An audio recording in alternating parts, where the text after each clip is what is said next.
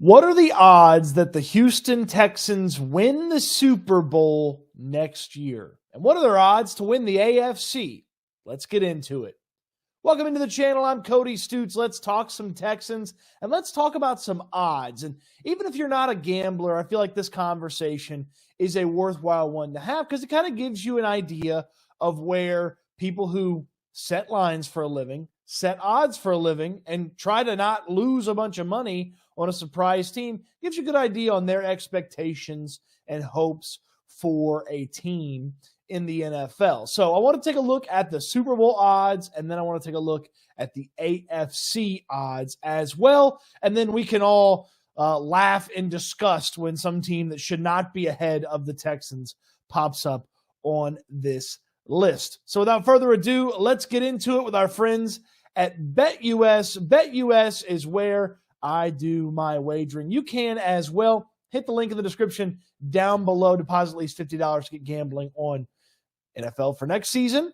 Or you want to get in some basketball. March Madness right around the corner. Our friends at BetUS have you covered. So with about 360 days or so before the next Super Bowl, let's take a look. So our first scroll here reveals 4 teams. And if you're looking real close, you can see a 5th team. But the San Francisco 49ers and the Kansas City Chiefs being ahead of the Texans, well, that one makes sense to me. The Baltimore Ravens being ahead of the Texans, that one also makes sense to me. Of course, the Ravens beat the Texans twice last year. Now, they're going to lose some players in free agency, the Ravens are. And the Texans are going to add some guys, maybe even some of those Baltimore Ravens that Baltimore is losing. But it makes sense today that the 49ers, the Chiefs, and the Ravens are ahead of the Houston Texans. To me, the Cincinnati Bengals are far too high on this.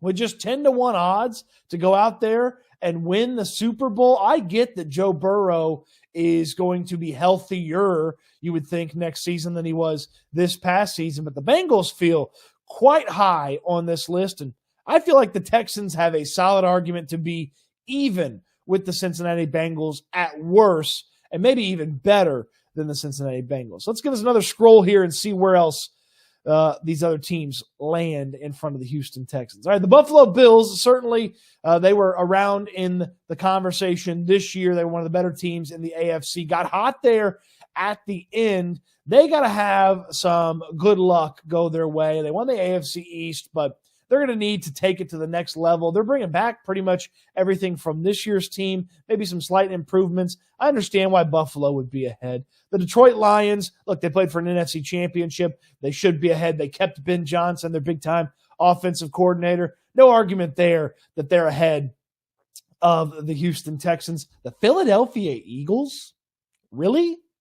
The Eagles ahead of the Houston Texans, and maybe, we don't know exactly where they are on this list, the Texans, maybe a few teams ahead of the Houston Texans. I don't buy this at all. 16-1 for the Eagles.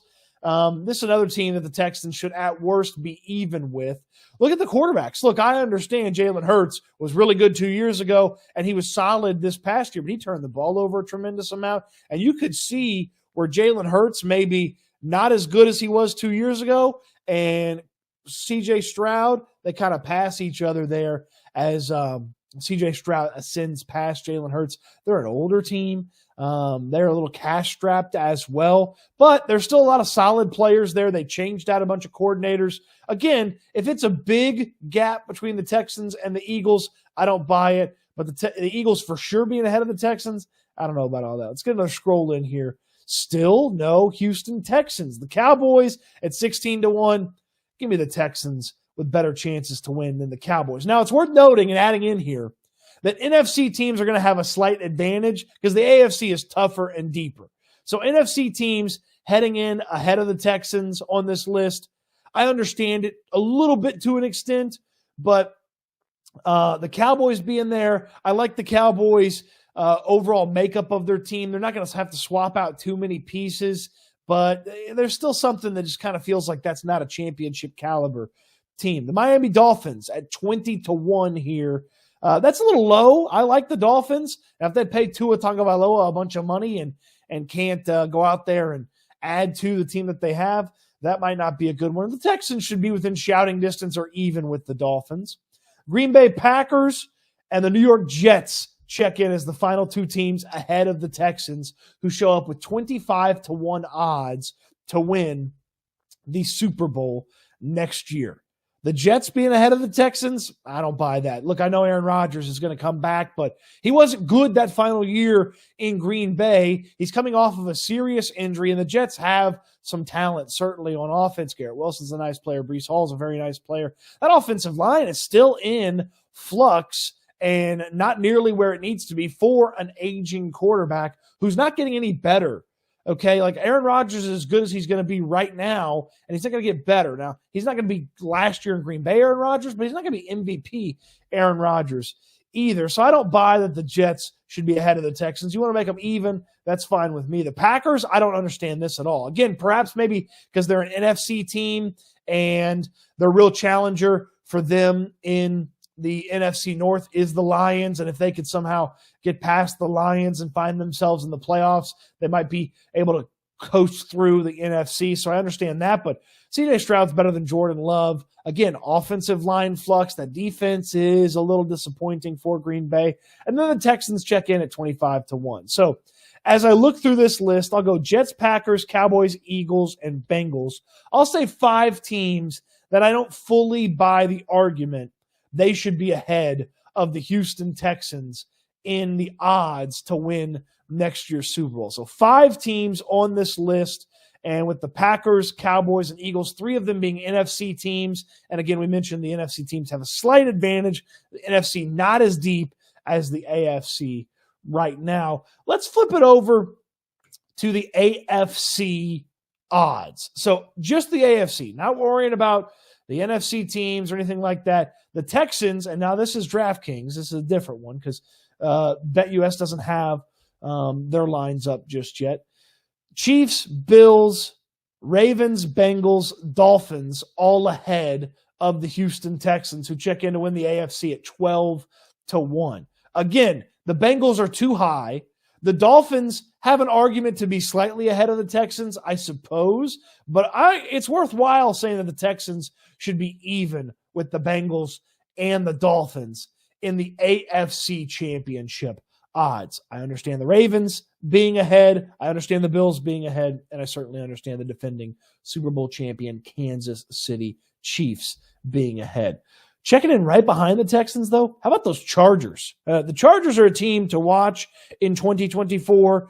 Jim Harbaugh was fantastic when he came in to San Francisco all those years back. Immediately was winning double-digit football games, and Justin Herbert's a better quarterback than Alex Smith and Colin Kaepernick, which is what Harbaugh had back when he was in there. The Jags, hello, Jacksonville. Hi, way down there. Oh, didn't see you there. Oh, had to step over you because the Texans are the class of the AFC South now. The Jags at 17-1. The Colts at 25-1. And not a lot of belief that Anthony Richardson's going to bounce back from that shoulder injury, and not a lot of belief that the Jaguars are going to get things going with their management and the direction that they're going. And then, of course, the Titans sitting there at 80-1 to win the AFC.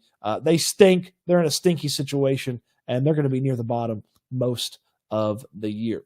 What say you? The odds makers got it right, or the odds makers got a handful of teams wrong like we've talked about here in this video? Let me know in the comment section down below, as we are about 360 or so days away from the next Super Bowl. Could the Texans be playing in it? Certainly. Those are the odds we went through. 25-1 with our friends at BetUS. Again, you can get signed up at BetUS in the link in the description down below. 25-1 feels a little long, should be a little shorter, or some other teams' odds should get a little bit longer and closer to the Houston Texans. Let me know in the comment section what you think about the odds for the Texans, or maybe you're a Han Solo and Star Wars fan and you want to say, never tell me the odds. Well, if you watched this long to get that reference, I appreciate you watching. Throw me a thumbs up on the video. Subscribe to the channel if you haven't already. So much fun stuff coming on the channel. Lots to talk about free agency as it's less than 4 weeks away. If you haven't seen it,